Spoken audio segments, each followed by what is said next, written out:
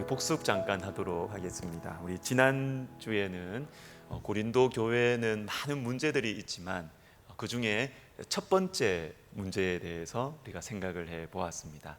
첫 번째 문제가 뭐라고 했습니까? 뭐라고 했습니까? 예, 감사합니다. 분열이라고 했습니다. 분열. 예, 고린도 교회에는 많은 문제가 있었어요. 분열도 있었고 또 음행도 있었고 또 신비, 과격한 신비주의도 있었고 여러 가지 문제들이 있었지만 고린도 교회의 첫 번째 문제, 첫 번째 문제는 가장 큰 문제라고 순서가 중요하다 그랬지요. 첫 번째 문제는 분열이라 그랬습니다. 그런데 이 분열의 문제를 하나님께서는 어떻게 해결하기를 원하신다고 하셨죠? 우리가 어떤 사고를 해야 된다고 말씀드렸습니까? 본질적인 사고를 해야 된다. 그냥 교회 안에 뭔가 분열이 있거나 좀 냉기류가 흐를 때 좀 마음 편하게 가지고 좀 사이좋게 지내. 물론 이것도 필요합니다. 그렇지만 그렇게 하기보다는 성경 말씀대로 우리가 이 분열의 문제 또 우리 가운데 다툼의 문제를 해결하기 위해서는 본질로 돌아가야 된다는 것이죠. 본질이 뭐라 그랬습니까? 1장 13절인데요. 한 두 페이지를 앞으로 한번 넘어가 보시면 이런 말씀이 있습니다. 그리스도께서 어찌 나뉘었느냐? 바울이 너희를 위하여 십자가에 9페이지입니다. 9페이지에 13절에 바울이 너희를 위하여 십자가에 못 박혔으며 바울의 이름으로 너희가 세례를 받았느냐? 이렇게 나옵니다. 너무 명확한 성경적인 기준이죠. 고린도 교회 안에서 나는 바울파다, 나는 게바파다, 나는 아볼로파다, 난 이것도 저것도 다 싫어서 그리스도파다 이렇게 막 나누어지는데 그 문제에 대해서 어떻게 딱 접근을 하느냐 하면 바울이 너희를 위해 십자가에 못 박혔냐? 너희가 바울의 이름으로 세례받았냐? 바로 이렇게 본질적인 접근을 할 때 이 문제가 아주 성경적으로 잘 정리가 되고 또 우리가 배우는 바가 있고 잘하는 바가 있다라는 것입니다. 그래서 우리가 이렇게 성경 공부를 하고 또 여러분들이 큐티로 또 어성경 또 우리 제자훈 1:1 제자 양육 또 하는데 늘 우리가 질문을 하라 그랬죠. 성경 공부 왜 하나? 이 질문을 하셔야 됩니다. 내가 성경 공부를 많이 하고 많이 배워가지고 우와 내가 많이 알게 됐다. 이 지적인 이 깨달음도 필요해요. 이 기쁨도 충분히 있습니다. 그렇지만 내가 왜 공부하지? 내가 성경 공부 왜 하지? 이 질문을 하셔야 돼요. 이 질문을 할 때 우리가 성경 공부하는 방향이 제대로 잡힙니다. 제가 한 2주 전에 우리 군내 서점에 이렇게 가서 우리 그 성균 형제한테 제가 책을 하나 주문을 해놨어요. 그래서 그거 받으러 갔는데 이게 서점에 가면 이렇게 자꾸 충동 구매를 해가지고 이 문제예요. 보고 질문 딱 보고 이게 제목 보고 이거 사고 싶은 거예요.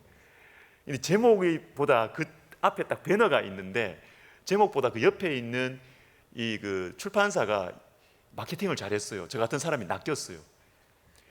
어떤 문장이 딱 있었냐면 왜 설교하는가? 왜 설교를 하는가? 이게 제 마음에 너무 이렇게 마음에 와닿는 거예요. 보니까 또 그 내용은 별로 안 나와. 그게 제가 썸네일 보고 낚인 거죠. 그래도 제가 그 고민이 그 문장 자체로 저는 그 책 사는 게 안 아까워요. 안 아까워요. 왜 설교하는가? 이 본질적인 질문이거든요. 왜 목회하는가? 이 질문, 왜 성경 공부하는가? 이 질문 우리가 할 때 교회에 일어나는 여러 가지 문제들에 대해서 우리가 방향을 잡고 또 나에게 일어나는 아주 복잡다단한 문제들이 있잖아요. 여러 가지 관계의 문제들 이런 문제에 대해서도 여러분 단순한 것 같지만 이 본질적인 접근을 할 때 우리가 길을 찾을 수가 있습니다. 또 하나 좀 짚어보고 싶었던 것은 그거예요. 1장 17절까지 이 분열에 대한 문제를 1장 10절에서 17절까지 딱 다루고 나서 18절에서 25절까지 갑자기 십자가에 대한 이야기가 쫙 나와요. 십자가에 대한 이야기. 이게 별로 관계가 없는 것 같아요. 그런데 이 앞에서 그리스도가 어떻게 그리스도의 십자가에 대한 이야기가 나오고 나서 그 다음에 제가 이런 말씀을 드렸습니다. 이거는 좀 어쩌면 이것 자체가 저의 해석이 좀 과격한 해석일 수 있어요. 좀 묵상에 근거한 해석일 수 있어요. 충분히 논리적으로 해석할 수 있지만 저는 이렇게 해석하고 싶어요. 뭐냐면 하나님께서 사도 바울에게 주신 이 하트가 있다는 것입니다. 이 복음에 대한 감격이 있다는 것입니다. 그래서 성경이 굉장히 경제적인 책이라고 그랬죠, 여러분.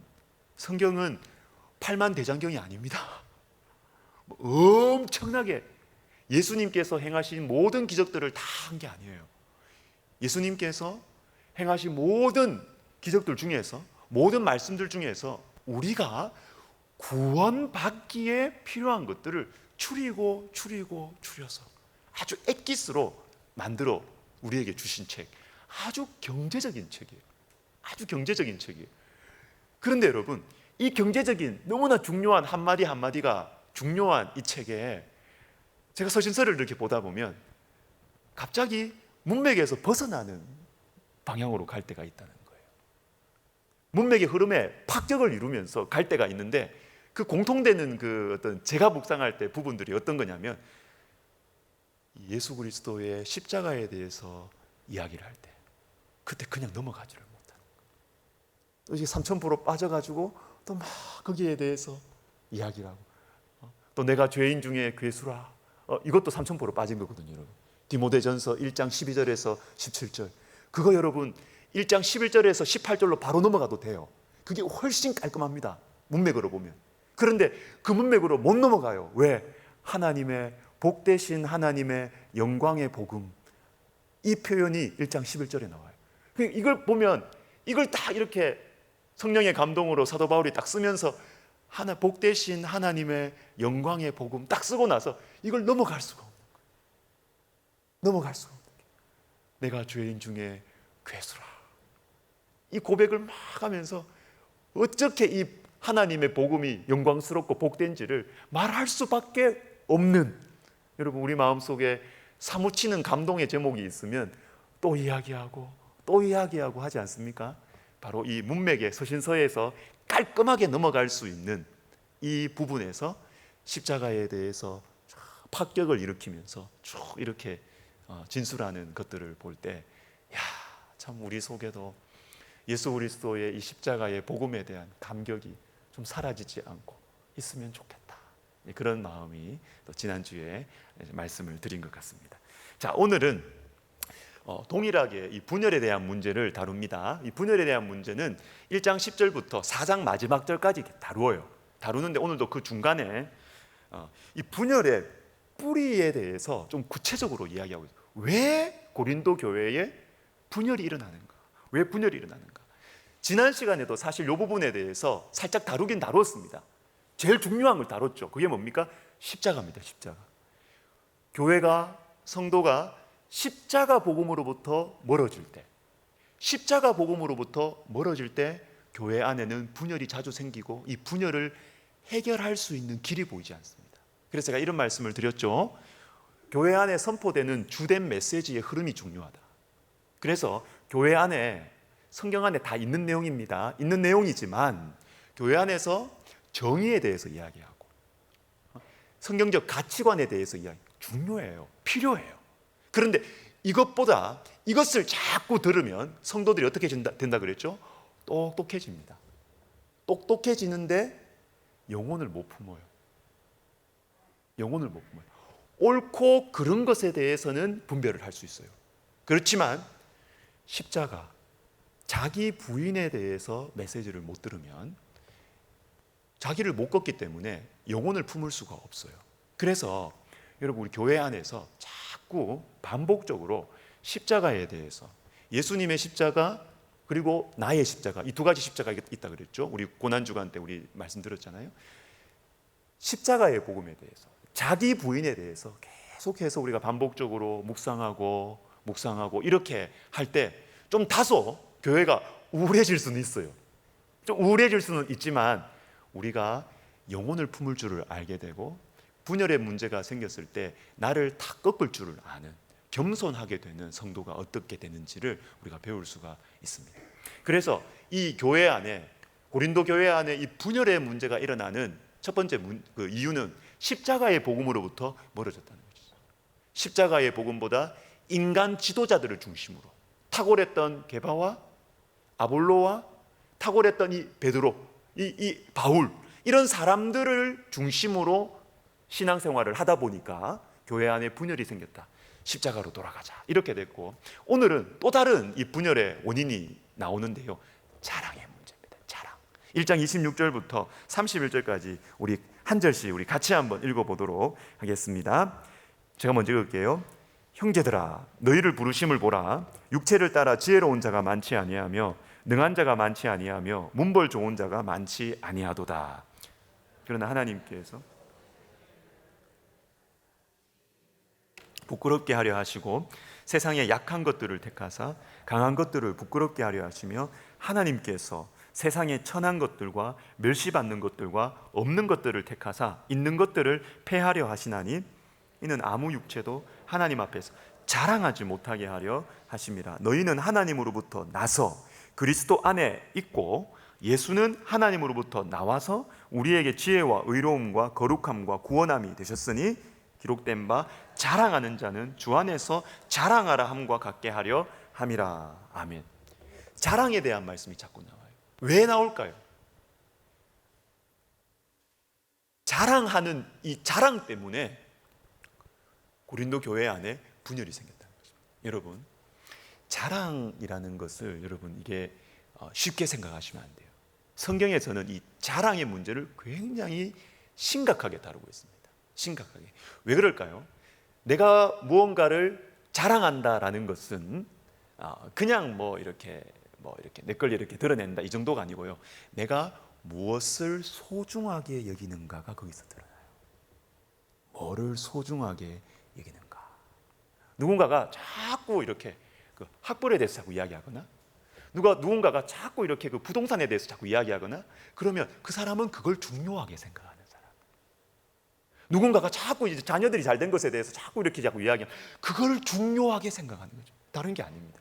그래서 이 자랑의 문제는 내가 무엇을 중요하게 생각, 내가 하나님보다 그것을 중요하게 생각, 하나님보다 그것을 중요하게 생각. 이게 자랑의 문제를 굉장히 성경에서는 중요하게 다루고 있습니다. 그런데 여러분, 자 26절을 한번 보시면 형제들아 이렇게 나와 있습니다. 형제들아 이렇게 나와 있고, 2장 1절 13페이지 밑에 보시면 넘어가서 2장 1절에 또 형제들아 이렇게 나옵니다. 형제들아. 그런데 제가 이거 방학 때 이거 교재 만들고 이렇게 했는데 보면 볼수록 이 교재가 좀 엉망이 마음에 안 들어요. 다시 볼수록 다시 생각나는 것들이 너무 많고, 이제 그런데 여러분, 형제들아 이렇게 부르고 26절부터 31절까지 딱 말씀하시고, 또 2장 1절 가서 또 형제들아 이렇게 하고 2장 5절까지 갑니다. 여러분, 형제들아 이렇게 부르고 나서 이게 하나의 단락을 이룹니다. 그리고 2장 1절 가서 다시 형제들아 하면서 또 다른 포인트, 다른 관점에서 이게 또 하나의 단락을 이루어요. 그래서 제가 이거 언제 몇 주 후에 하나 또 이것과 관련해서 설교를 한번 할 겁니다. 데살로니가전서 5장 가지고, 거기에도 형제들아가 2번 나와요. 형제들아, 또 형제들아. 근데 포인트가, 관점이, 방향이 다르더라고요. 다릅니다. 그래서 여러분, 성경을 여러분 보실 때, 서신서 보실 때 늘 그렇진 않아요. 늘 그렇진 않지만 우리가 말할 때도 그렇잖아요. 누구에게 이렇게 이야기하면서, 저도 그래요. 설교하다가 사랑하는 백석대학교의 성도 여러분 이렇게 하면 제가 강조하는 겁니다. 이제 제가 중요한 얘기를 할 테니까 여러분 잘 귀 기울여 들으세요, 이겁니다. 그리고 또 다른 막 이야기를 하다가 또 다른 주제로 바꿀 때, 또 어떤 마무리를 할 때 사랑하는 성도 여러분 이렇게 부른다고요. 이 혹격 부르는 거, 여러분 이것이 늘 그런 건 아니지만 아주 중요한 시작 또는 중요한 어떤 한 단락의 이 꾸러미를 이렇게 만든다, 그렇게 보시면 돼요.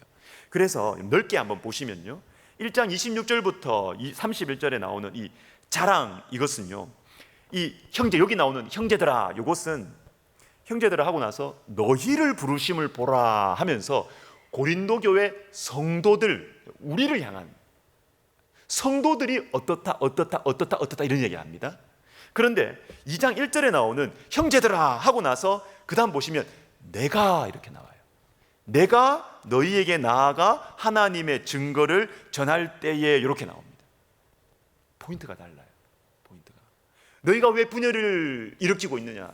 너희가 이 분열의 문제를 해결할 수 있는 길이 있는데, 첫 번째 이 방향은 너희들이 이 말씀을 듣는, 말씀을 전해 들은 너희가 어떤 사람이었는지를 기억하라는 거죠. 그러면 2장 1절부터는 어떻게 되느냐? 형제들아 하고 나서 내가, 말씀을 전하는 내가, 앞에서는 말씀을 들은 사람, 말씀을 들은 사람의 입장에서 너희의 부르심을 봐라. 너희는 자랑할 만한 사람들이 아니다는 거예요. 그런데 왜 자랑하면서 서로 싸우고 있느냐? 이렇게 접근을 했다면 2장 1절에 다시 형제들아 이렇게 부르면서 하는 접근은 뭐냐면, 내가 이제는 말씀을 들은 사람이 아니라 말씀을 전하는 내가 너희들에게 어떤 메시지를 전했느냐, 내용, 그리고 그 내용을 어떤 방식으로 전했느냐. 다르죠. 렌즈를 바꾸어서 이렇게 더 풍성하게 이야기를 하신다. 그래서 이런 부분들 성경 읽을 때 도움이 되실 것 같아서 제가 말씀을 드립니다. 자, 자랑 때문에 교회 안에 분열이 일어났다라는 것입니다. 자, 그러면 여러분, 우리가 이 문제에 대해서 이렇게 보면서 31절 한번 보십시오. 31절 보시면 기록된 바 자랑하는 자는 주 안에서 자랑해라 이렇게 합니다. 주 안에서 자랑해라. 교회 안에서 자랑하지 말라는 거예요. 자랑하지 말라는 거예요. 자랑하지. 그것도 우리가 앞에 나온 것처럼 뭐 육체를 따라 지혜로운 자가 많지 아니하며, 뭐 문벌 좋은 자가 많지 아니하며, 세상적인 기준을 가지고 교회에서 자랑하지 말라. 우리가 이거 완벽할 수 없지만 여러분 애를 씁시다. 애를 씁시다. 교회 안에 분열이 안 일어나게 할 수 있는 방법은요, 우리가 세상의 기준으로 자랑하는 것을 최소화시켜요. 다른 사람이 알아주면 들키는 것은 어쩔 수 없어요. 그렇지만 내가 자꾸 막 이렇게 세상적인 기준에 대해서 자랑하면 교회 안에 분열이 일어납니다. 분열이 일어나는 것입니다. 자, 그런데 자랑하라라는 것이 있어요. 그게 31절에 나오는 것처럼 주 안에서 자랑하라. 여러분, 그러면 주 안에서 자랑하는 것은 뭘까요? 주 안에서 자랑하는 것은 뭘까요? 저는 두 말씀이 생각이 났습니다.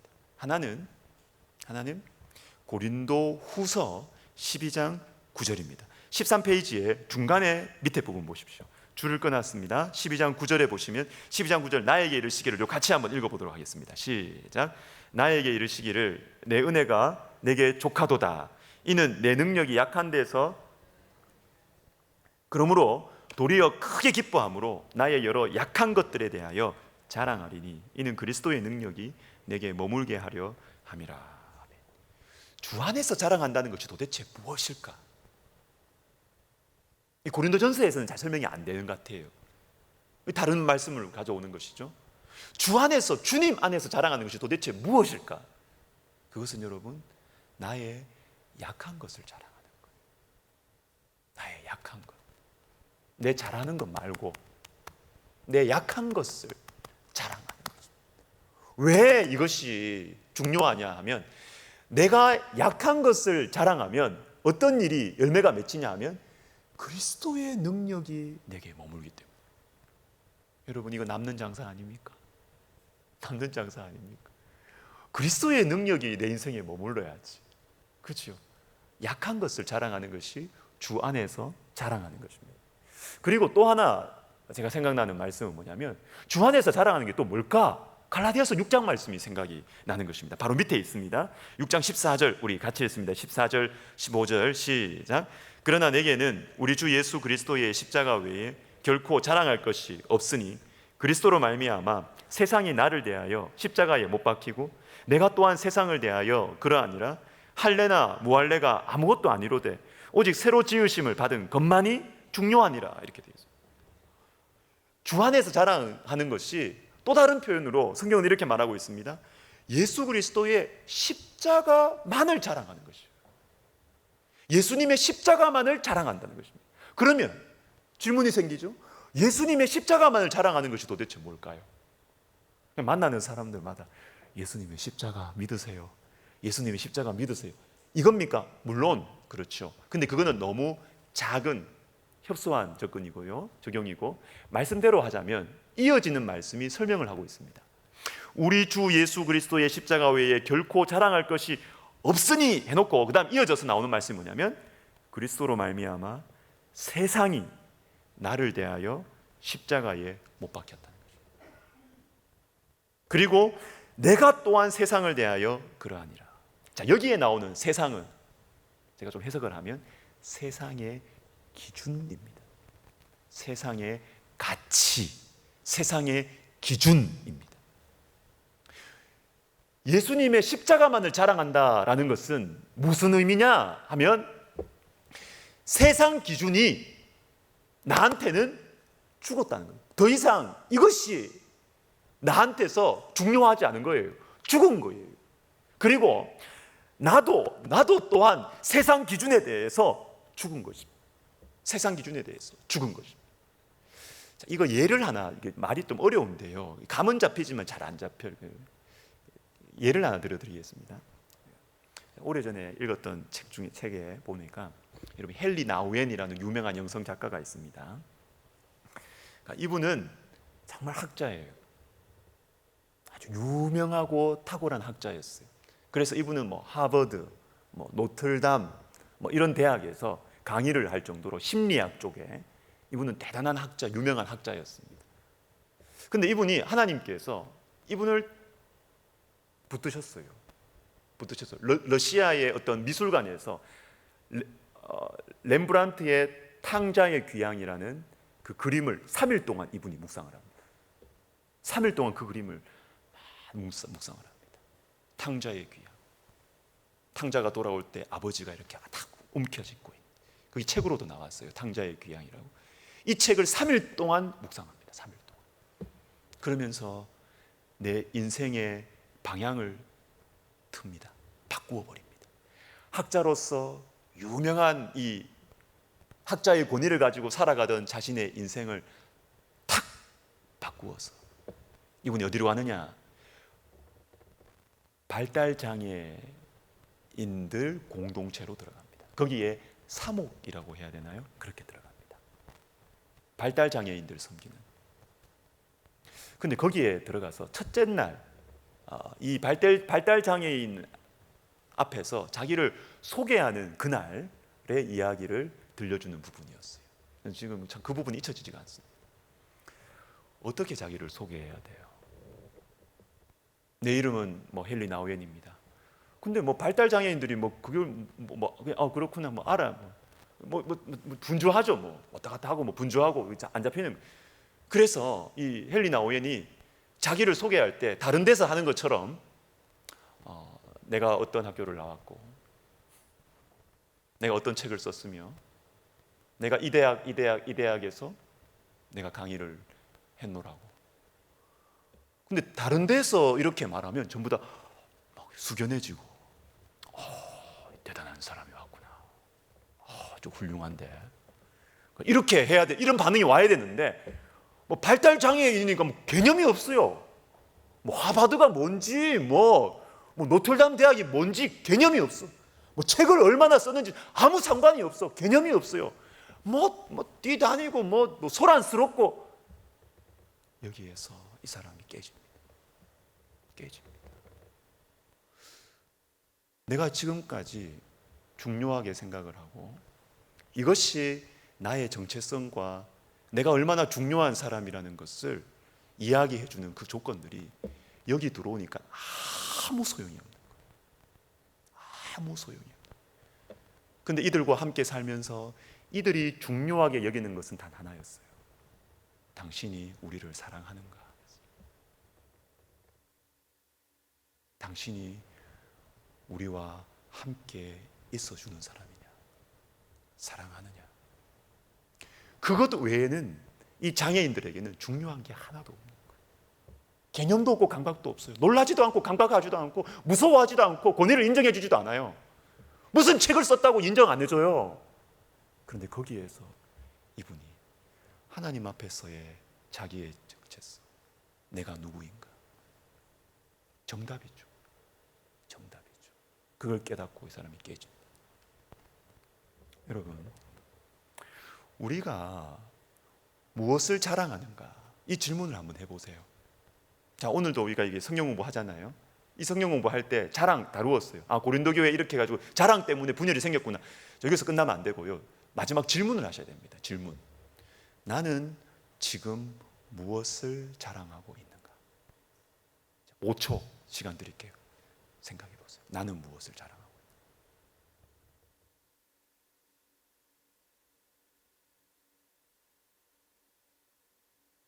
그게 우리 자신입니다. 그게 우리 자신입니다. 내가 예수를 믿고 이렇게 하지만 누가 그 부분에 딱 스크래치를 딱 내면 발끈하는 거 있으시죠? 그게 납니다. 그게 납니다. 근데 주님 우리에게 말씀하십니다. 너희가 자랑하되 주 안에서 자랑해라. 주 안에서 자랑하는 것은 너의 잘한 것, 너의 강한 것이 아니라 너의 약한 것을 자랑하는 것이고, 그리고 세상의 기준에 대해서 네가 죽어야 된다. 세상에 대해서 네가 죽고 네 인생 가운데서 세상이 죽어야 된다. 예수 그리스도의 십자가로 말미암아. 이것이 주 안에서 자랑하는 것이다. 우리에게 말씀하시는 것이죠. 넘어가겠습니다. 자, 2장 1절부터 5절 우리 같이 한번 읽어보도록 하겠습니다. 한 절씩 읽겠습니다. 형제들아, 내가 너희에게 나아가 하나님의 증거를 전할 때에 말과 지혜의 아름다운 것으로 아니하였나니 내가 너희 중에서 계신 것 외에는 아무것도 알지 아니하기로 작정하였습니다. 내가 너희 가운데 거할 때에 약하고 두려워하고 심히 떨었노라. 내 말과 내 전도함이 설득력 있는 지혜의 말로 하지 아니하고 다만 성령의 나타나심과 능력으로 하여, 같이 읽습니다. 너희 믿음이 사람의 지혜에 있지 아니하고 다만 하나님의 능력에 있게 하려 하였노라. 이렇게 되어 있습니다. 자, 여러분 보십시오. 자, 이것은 이제 앞에서는 말씀드렸다시피 말씀을 들은 사람들 너희의 부르심을 보라, 너희의 첫자리를 보라. 그렇게 할 때 너희가 이 분열의 문제를 해결할 수 있다. 자, 이제 2장 1절에서는 다시 형제들아 이렇게 부르면서 내가 너희들 앞에서 어떤 사람이었는지 생각하라는 것이죠. 너희가 지금 교회를 이루고 너희가 지금 이렇게 같이 신앙생활을 하고 있는데, 이 교회가 세워질 때 그 처음에 내가 너희에게 나아가, 1절에 나오는 내가 너희에게 나아가, 이것은 내가 처음 너희들에게 복음을 전할 때 이 말씀이죠. 그리고 3절에도 내가 너희 가운데 거할 때에, 내가 너희에게 이 교회를 같이 개척하고 같이 교회를 세워가는 그때에 내가 너희에게 무엇을 가르쳤느냐, 나에게 초점을 맞추어서 이렇게 말하고 있습니다. 그때 무엇을 가르쳤느냐 했을 때 예수 그리스도와 그가 십자가에 못 박히신 것 외에는 아무것도 알지 아니하기로 작정하였다. 이렇게 되어 있습니다. 이것이 내용입니다. 내용. 하나님께서 사도 바울을 통해서 고린도 교회를 세우신 그때 가르친 내용은 무엇이냐 하면 예수 그리스도와 그가 십자가에 못 박히신 것입니다. 자, 이게 내용입니다. 이걸 가르쳤습니다. 그런데 이걸 가르쳤는데 어떻게 가르쳤느냐? 4절 보세요. 4절. 내 말과 내 전도함이, 자, 예수 그리스도와 십자가를 전했다는 겁니다. 이게 어떻게 됐느냐? 설득력 있는 지혜의 말로 아니하고 다만 성령의 나타나심과 능력으로 했다는 것이죠. 이게 방식입니다. 방식. 자, 여러분 이거 너무너무 중요합니다. 여러분 잘 보십시오. 내용이 있습니다. 가르치는 내용이 있습니다. 근데 이 내용을 가르치는 방식이 있습니다. 둘 다 중요합니다. 둘 다. 가르치는 내용은 예수 그리스도와 십자가입니다. 방식은 어떻게 해야 되냐? 방식은 성령으로 해야 됩니다. 성령으로. 자, 이것도 여러분 예를 하나 드리면 여러분 이게 마음이 잡히실 거예요. 제 영적인 멘토 되시는 분이 아주 오래전에 저하고 늘 대화를 많이 하죠. 제가 고향에 가면. 그런데 이분이 이런 이야기를 하세요.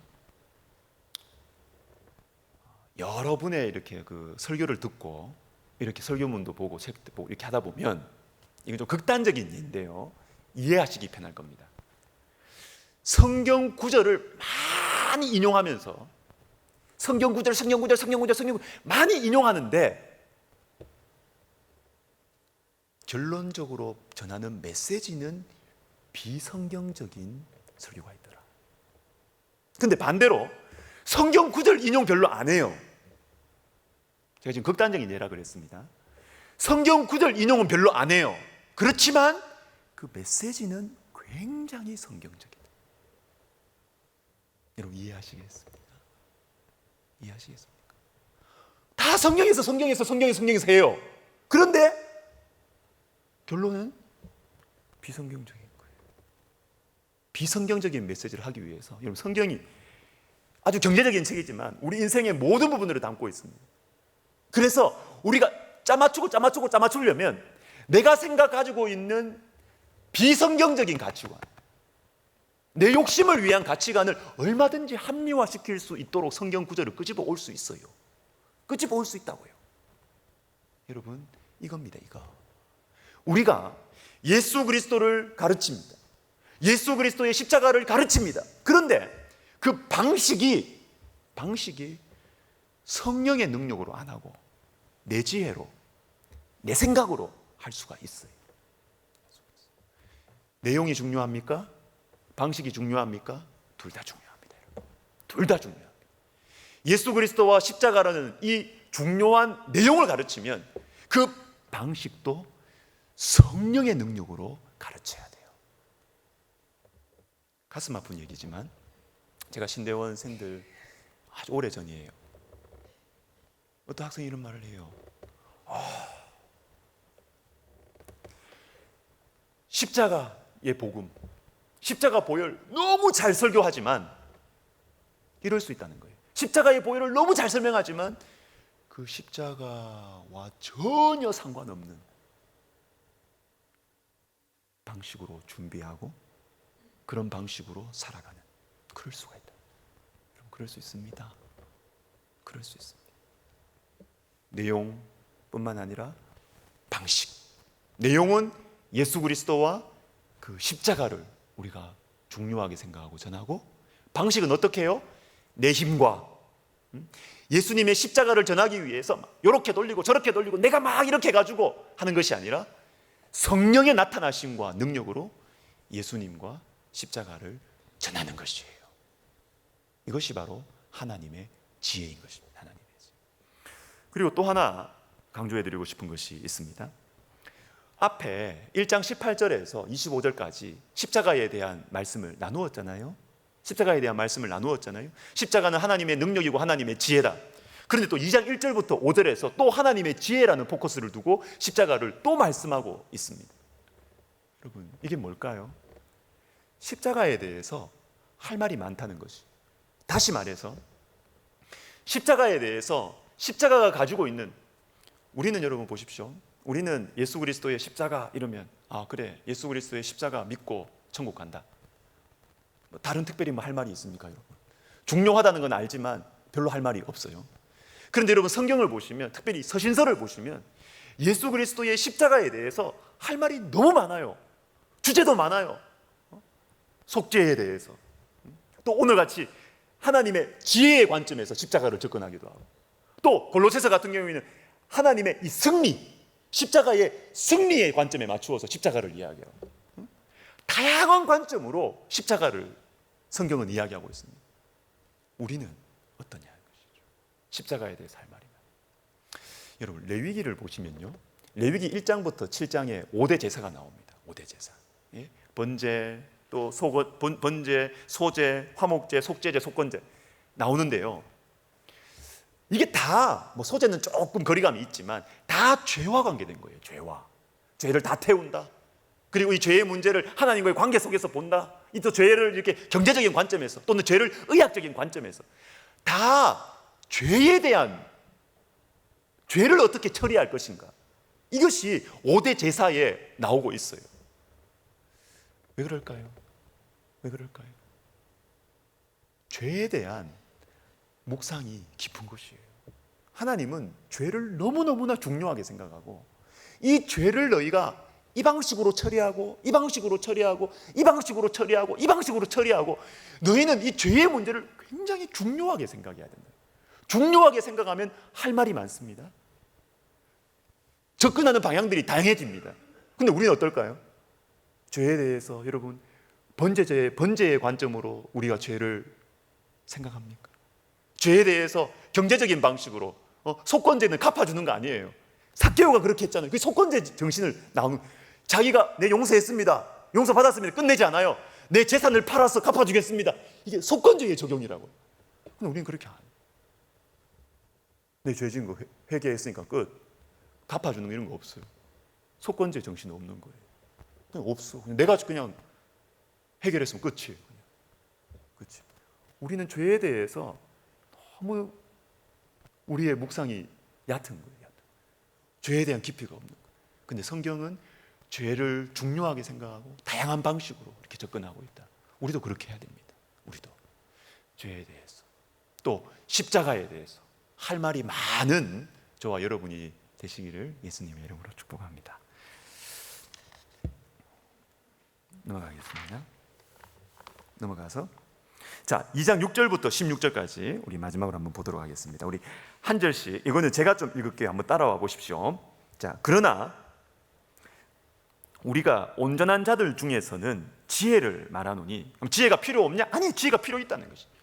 지혜가 필요 있는데 온전한 자들 중에서는 지혜를 말하는데, 자, 이는 이 세상의 지혜가 아니고, 이 세상에서 없어질 통치자들의 지혜가 아니고, 7절 보십시오. 은밀한 가운데 있는 하나님의 지혜를 말하는 것이다. 내가 지혜를 말합니다. 말하는데 그것은 은밀한 가운데 있는 하나님의 지혜다. 그리고 나서 곧 감추어졌던 것이다. 8절 보십시오. 이 지혜는 이 세대의 통치자들이 한 사람도 알지 못했다. 여러분, 뭔가 어떤 일관된 이 하나님께서 우리에게 가르쳐 주시려고 하는 이 예수 그리스도의 십자가로 말미암은 이 하나님의 지혜, 이것이 가지고 있는 어떤 특징을 보여주고 있지 않습니까? 일관되게. 6절에는 지혜, 7절에서는 은밀한 가운데 있는 지혜, 8절에서는 이 세상 통치자들이 알지 못했다, 이걸 못했던 지혜. 그리고 또 9절도 보십시오. 뒷부분 보시면 눈으로 모든 것은, 이것은 눈으로 보지 못하고 귀로 듣지 못하고 사람의 마음으로 생각하지도 못하였다. 뭡니까? 예수 그리스도를 통해서 우리에게 하나님 말씀해 주신 이 지혜는 감춰진 것이라는 거예요. 은밀한 것이라는 것입니다. 깨달을 수 없는 것이라는 거예요. 이 세상의 지혜로는, 이 세대의 통치자들을 그 지혜로는 깨달을 수 없다는 것이에요. 없다. 이게 첫 번째 단락이에요. 근데 10절부터 보십시오. 그런데 이 그리스도와 그리스도의 십자가로 말미암은 이 하나님의 지혜를, 이렇게 은밀하고 감추어진 지혜를 깨달을 수 있는 방법을 가르쳐 주세요. 방법 10절. 오직 하나님의 성령으로 이것을 우리에게 보이셨으니, 이렇게 나오는 것입니다. 앞에는 하나님의 지혜의 특징을 보여줍니다. 은밀하다, 감추어졌다, 이 세상의 지혜로는 깨달을 수 없다. 그러면 어떻게 깨달을 수 있느냐? 오직 성령으로만 그리스도와 그리스도의 십자가로 말미암은 이 지혜를 깨달을 수 있다. 그러면서 성령에 대해서 쭉 이야기하는데, 성령에 대해서 여러분 이 부분에 보십시오. 이 부분 보시면 성령도 어떤 성령의 능력과 은사에 대한 부분이 아니에요. 그 포커스가 아니라 성령이 하나님의 지혜를 감추었던 이 하나님의 지혜를 깨닫게 해주는 성령, 하나님의 진리를 보여주시는 성령, 가르쳐주시는 성령, 여기에 초점을 맞추어서 성령에 대해서 말씀이 쭉 나오는 것이에요. 여러분 보십시오. 10절 이 부분 보시면 하나님의 깊은 것까지도 통달하신다. 하나님의 11절에 보시면 하나님의 영외에는 아무도 알지 못한다. 그렇죠? 그리고 우리가 이 하나님으로부터 온 성령을 받았다. 13절도 보십시오. 성령께서 가르치신 것으로 한다. 계속 반복되고 있습니다. 이렇게 나오는 거예요. 성령으로만 하나님의 지혜를 깨달을 수가 있는 것입니다. 여러분, 그래서 여러분 주변에도 이런 분들 있지 않습니까? 세상적으로는 굉장히 스마트해요. 굉장히 스마트한데 복음을 못 깨달아요. 하나님의 말씀을 못 깨달아요. 또 반대로 세상적으로는 소위 말해서 별로 공부를 안 했어요. 세상적으로는 별로 지적인 그런 은사가 없는 분이에요. 그렇지만 하나님의 말씀, 이 복음의 진리에 대해서는 너무나 잘 이해하십니다. 차이가 뭘까요? 성령입니다. 성령이 있는 사람은 하나님의 감추어진 이 그리스도와 그리스도의 십자가의 지혜를 깨닫습니다. 근데 성령이 없이 세상으로 온 영만 가지고 있는 사람은 아무리 똑똑해도 깨달을 수 없어요.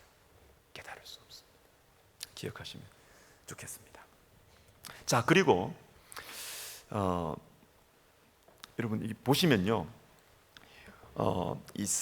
이게 밑에 CF를 한번 보십시오. 15페이지에 보시면 요한복음 14장 26절을 우리 같이 읽습니다. 시작. 보혜사 곧 아버지께서 내 이름으로 보내실 성령 가르치고 내가 너희에게 말한 모든 것을 생각나게 하리라. 그렇죠. 복음서에 나왔던 이 성령의 이 부분, 이것이 지금 이 고린도전서 2장에 그대로 나오고 있지 않습니까? 성령께서 하나님의 진리를 다 가르쳐 주신다. 15장 13절도 우리 같이 읽습니다. 그러나 진리의 성령이 오시면 그가 너희를 모든 진리 가운데로 인도하시리니 그가 스스로 말하지 않고 오직 들은 것을 말하며 장래 일을 너희에게 알리시리라. 그가 내 영광을 나타내리니 내 것을 가지고 너희에게 알리시겠습니다. 아멘. 그렇습니다. 여러분, 우리가 성령을 사모하십시다. 성령을 사모한다라는 것은 뭔가 은사와 능력을 받는 것도 포함되지만 하나님의 말씀을 깨닫기 위해서 성령을 받으셔야 돼요. 성령을 받으셔야 하나님의 말씀을 하세요. 자, 그리고 한 말씀 더 보고 우리 마무리하도록 하겠는데요, 갈라디아서 5장 16절 17절을 제가 한번 읽어드리겠습니다. 잘 아는 말씀인데, 성령을 따라 행하라. 그리하면 육체의 욕심을 이루지 아니하리라. 육체의 소욕은 성령을 거스르고 성령은 육체를 거스르나니. 갈라디아서 5장 16절 17절. 여러분, 우리가 성령을 사모하고 성령과 동행하는 삶을 살기를 우리가 소원하고, 그렇게 될 때 우리가 성경이 깨달아지고 이렇게 되는데, 여러분, 이 성령과 동행하는 삶과 대조를 이루는 것이 무엇이냐면 육신이에요. 우리의 육체, 우리가 육신에 따라 사는, 이것이 늘 부딪혀요. 자, 부딪히는데, 자, 여기서 제가 말씀드리고 싶은 것이 있습니다. 그것은 그렇기 때문에 신앙생활 하면서 내가 하나님 말씀에 따라 살아가려고 할 때, 그리고 예수를 제대로 믿고 진지하게 예수님을 믿으려고 할 때 불편한 것이 당연하다는 것이에요. 예수 믿으니까 다 좋은 일만 생기더라. 자, 그거는 아직까지 성숙의 단계로 안 들어서서 그래요. 초신자. 예수 믿는데 왜 나한테 이런 일이 생겨? 이거 제가 이번 주일 설교 메시지입니다. 예수 믿는데 왜 이런 일이 생겨? 생길 수밖에 없습니다. 왜? 우리는 육신을 입고 있기 때문에. 그래서 성령을 따라 사는 삶과 육신을 따라 사는 삶이 늘 부딪혀요. 거스른다고 성경이 말하고 있습니다. 성경은 육신을 거스르고 육신은 성령을 거스릅니다. 그러니까 예수님을 진지하게 제대로 믿으려고 하는 모든 사람은 불편합니다. 불편한 것 때문에 여러분, 시험 들어서 그만두시면 안 돼요. 불편한 것 때문에 나는 더 이상 예수님 진지하게 안 믿겠다, 나는 대충 믿겠다, 편하게 믿겠다, 그러면 예수님과 십자가를 모르게 돼요. 모르게 되면 그냥 끝나는 것이냐? 아니에요. 예수 그리스도와 그 십자가의 진리를 우리가 모르고 계속 요래 피하고 저래 피하고 신앙생활하면 우리 안에 여러분 천국 티켓 가진 것이 아니고 천국에 대한 감각이 없어집니다. 천국을 사모하지도 않고 하나님의 능력을 사모하지도 않고 천국의 주인이신 보좌에 앉으신 그 어린 양 사모하지도 않고, 그래서 천국에 대한 확신이 사라지게 돼요. 내가 예수 믿고 천국 가는 것과 내가 내 자신을 부인하면서 육신을 쳐서 복종시키면서 예수님을 따라가 성령을 따라 도맹하는 삶이 따로가 아닙니다. 여러분, 따로가 아닙니다. 나는 편하게 신앙생활해서 천국만 탈칵 커트라인 넘어서 가면 되지. 안 됩니다. 여러분, 그게 안 됩니다. 그게 안 됩니다. 흔들리게 되어 있습니다. 그게 안 됩니다. 내가 성령을 따라 동행하면, 성령과 동행하며 살아가는 삶을 살 때 힘들어도 내 육신이 부딪히고 힘들어도 당연하다, 이 힘든 것이 당연하다, 이렇게 생각을 하면서 계속해서 이 길을 믿음으로 그리고 기도하면서 이렇게 살아갈 때 이 땅에서부터 천국을 누리게 됩니다. 이 땅에서부터 천국을 경험하게 됩니다. 그래서 이 땅에서부터 천국을 경험한 사람이 천국을 정말로 소망하게 돼요. 소망하게 돼요.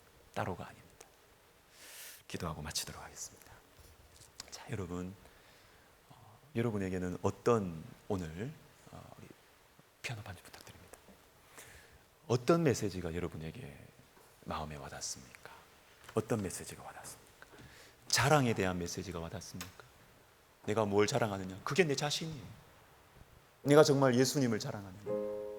내가 정말 나의 연약함을 자랑하느냐? 아니면 다른 것을 자랑하느냐? 그게 우리 현 주소입니다. 여러분, 또 무엇이 여러분 마음속에 남습니까? 내가 살아가는 인생을 여러분 생각해 보십시오. 목적은 좋은데, 내용은 좋은데 방식은 어떻습니까? 여러분, 방식. 예수 그리스도와 그의 십자가를, 내용은 이걸 전하는데 방식도 내 힘이 아니라, 내 지혜가 아니라 성령의 나타나심과 능력으로 내가 복음을 전했다 그랬는데, 여러분의 삶의 내용과 여러분이 그것을 이루어가는 방식은 어떻습니까? 방식. 성령을 사모하십니까? 성령과 동행하며 살고 싶습니까? 힘들어요. 불편해요. 부대껴요. 당연합니다. 부대끼는 게 전혀 없다. 나는 예수 믿는데 불편한 게 전혀 없고 그냥 해피하다. 잘못 가고 있는 거예요. 여러분, 천사 아닙니다. 우리는 천사가 아니에요. 육신을 가지고 있으니까 불편한 게 당연해요. 걸리는 게 많은 게 당연한 거예요. 여러분, 어떤 메시지가 여러분에게 다가오십니까? 그 메시지 붙들고, 그거 붙들고 여러분 이 시간 개인 기도 들어가면 좋겠습니다. 기도하시겠습니다.